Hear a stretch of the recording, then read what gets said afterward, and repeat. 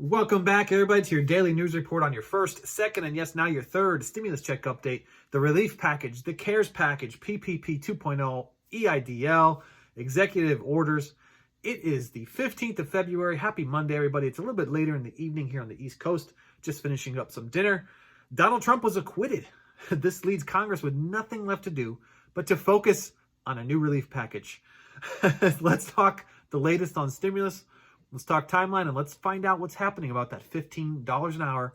We got some shocking news for you. Come on and get your news.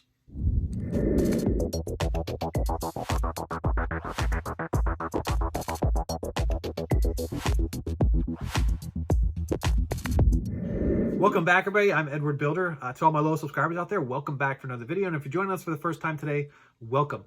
Do us a favor. Smash that old like button if you think we're doing a great job. Remember to do your part, like, share, comment, and subscribe. Help the YouTube algorithm move this message. Congratulations are still in order for everybody out there celebrating their first and second draw PPP funding. Fantastic program. If you're a gig worker, sole proprietor, small business owner, you're like driving Uber, doing Instacart, doing Lyft, check out all of my videos on applying for PPP. It is forgivable money, which basically means free money. All right, you could qualify for up to $20,000. And it turns into free money. You're going to want to check it out. Follow the links in all the videos. Many questions around stimulus checks. What is the holdup? That's probably like the biggest question. Is what are we all waiting for? We're going to talk more on the $15 per hour because there has been some big news that came out of the White House. We're going to talk about the updates for PPP and EIDL included in the next package. You're going to want to hear these details as well. Let's get straight into it. All right, let's talk timeline. Let's start off with timeline because I continue to get questions as to when, what's the holdup, right? Now, today's President's Day. Apparently in Congress, President's Day for the House and the Senate means take the entire week off. Everybody else gets just Monday off, but they get the entire week off. Pretty nice when I guess you get to set your own schedule for President's Day week. But we've been assured that the committees are still meeting and they're still moving the bill forward with their markup phases, etc. So the House returns. They return on really the 22nd, but on the 23rd, they've reserved on their calendar the 23rd, 4th, 25th, and 26th to run the bill through a vote. Now, that's great and all right? But the key here is that Congress, to finalize this bill, it has to go through the Senate, all right? So if everything goes well, and there's no poison pills in there, like, $15 an hour, if everything goes well, Chuck Schumer can walk around, knock on doors to all the Dems and say, look, are we going to have a unanimous vote on this and pass this bill as is? Not taking it to committee. We're going to pass it as is. Is that what we're going to do? And if everybody says yes, you could have this thing passed on the 5th of March and checks can be flowing by the 15th and we could avoid that unemployment ending and all the fiscal cliffs. But that's not necessarily likely. And why isn't that likely? Well, because we have that $15 an hour included in there, all right? So most likely we're going to go into scenario 2, which includes amendments. We're going to talk about that now. So there is a scenario number 2, right? If this thing doesn't get done by March 15th, naturally it'll get pushed down the road a little bit. But how far down the road? Let's talk about that because they did reserve time in their calendars as well. It's posted right up on the House calendar.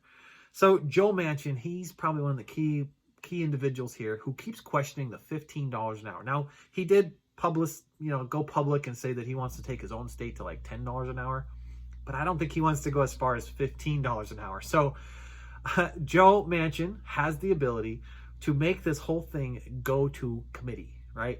And that's like a 3-week-long process where each amendment can be debated on and voted on before the whole process ends. And there are tons of committees. I mean, that's practically every committee in Congress.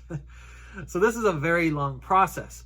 Now, the new bill, once it's amended and it's all finalized and it's all sealed in a package with that bow on it, it still has to go back to the House for that second vote. All right. So the House has reserved on the calendar March 16th, 17th, 18th, 19th, 22nd, 23rd, 24th, and 25th. Now, the 25th is a pretty important day because on the 26th of March, the House goes on recess for 2.5 weeks. Okay, they won't return until the 13th of April. Yikes, right? So we really need to get the stimulus package closed up by March 25th, and this will naturally delay unemployment a little bit. This will delay many of the programs that are out there, even PPP, if that program still has funding available. And so we're not certain if your unemployment will be retroactive yet because the text has not been released yet, but you could possibly see stimulus checks, and this is probably a more likely scenario, by April 15th, right around tax day, all right? Hoping it's sooner, but it seems very plausible that because of that $15 an hour that's included in the bill, it's probably gonna get pushed down the road. Now we're gonna talk more on that $15 an hour because a big message came from the White House and you're gonna wanna hear it. All right, let's talk on that $15 an hour. I keep bringing up the $15 an hour because something huge happened in the White House. President Biden instructed Kamala Harris to not overturn the decision of the parliamentarian. What does that mean? All right, who's the parliamentarian? The parliamentarian, it's like the consigliere of the Senate, right? It's a person. It's a female in this case. And her job is to basically interpret the law and give the thumbs up or thumbs down as to what can legally happen in the Senate, what they can legally vote upon. Now, Kamala Harris, she has the ability to take whatever that answer is and overturn that decision. So if the parliamentarian comes back and says, no, the $15 an hour cannot be included in this reconciliation because the law doesn't allow it to fit in here, right? Kamala Harris could say, I don't really care what you say. I'm going to overturn it, right? And we're going to take it to a vote anyways. Well, President Biden instructed her to not do that. He basically said, look, this isn't really an emergency. This is something that will get phased in over time, and we'll just attack it on a different front down the line. We're not going to necessarily push for this $15 an hour and stop the whole bill because it could result in that poison pill scenario. So if the parliamentarian comes back and says, no, it can't be included in the bill, President Biden said, just let it pass through. So we will see what Harris decides when that day comes. Let's talk the update on PPP and EIDL because yes, they will be included in this bill. If you recall my previous videos, I talked about $50 billion that will be directed towards small businesses. However, EIDL, Targeted Advanced Grants, really seem to be the biggest focus here. $15 billion will go towards that program. Now, there are a couple caveats to it, okay? And the first one is that within the first 28 days, that means the day the bill is released, within the first 28 days, that funding will be used for the shortfalls of everybody out there who is pending the $10,000 grants. So they already have a good feeling that they're going to be short because the first program only brought $20 billion to EIDL. And so they're going to bring it another $15 billion for shortfalls to cover that balance if you fall in that 30, 300, 80, 20 zone. Check out the videos right here on eligibility to understand how you can receive the balance of your grant if you applied and you're in priorities 1 and priorities 2. This was before the EIDL program closed in December of 2020. Now, after 28 days, as soon as 28 days hits, okay, they're going to take the balance of that $35 billion, that $20 billion plus that $15 billion. They're going to take whatever's left over and they're going to bring it to businesses who suffered 50% reduction in gross revenue. Now they're calling this, air quotes, that's literally how it is, air quotes, severely impacted. So if you're in that 50% reduction, you are severely impacted and you are now going to get the next priority.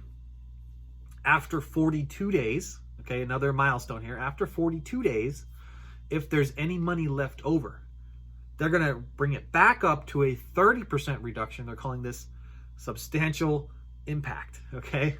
They're going to raise it back up to 30%, and they're going to offer to new applicants a $5,000 supplemental grant. It's not $10,000, but it's a new $5,000 supplemental grant, and this is basically to anybody. That's even applied after the program ended in December.